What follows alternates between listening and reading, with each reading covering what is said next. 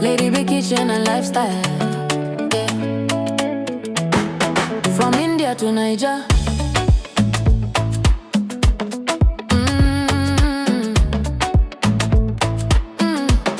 Yeah. Lady B in the kitchen, every little recipe they bust my soul. Lady B kitchen, cooking yummy meals, authentic chef, swagalicious queen, authentic taste, natural look. Everybody love Lady B kitchen and lifestyle. From a small beginning, now your light don't shine.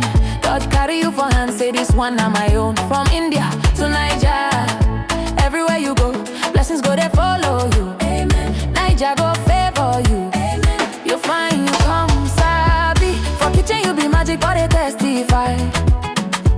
Every little food you cook, now wonder we they see for eye.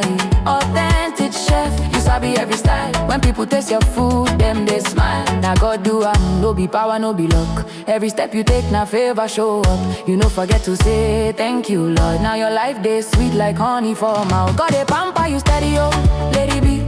Every day na testimony we they see. Your life now evidence, say God too good for your family. Don't do you well, oh. Niger, go welcome you with open arms. No more fear, no more harm. Achalugo at a vacation, your life. Beautiful queen with a heart so pure. Anytime you show love, it a heal for sure. Your smile a blessing, your life so clean. You be living proof of waiting grace mean. Your hobby they stand like pillar for your side. Your children are joy where you know feel hide. That Dadabu family love full everywhere. When God build a home, now peace go there.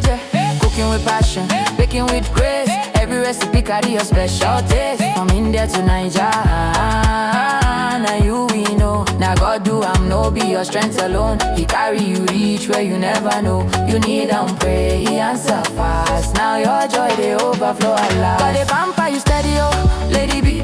Every day na testimony we they see. Your life now evidence, say God too good for your family. Don't do you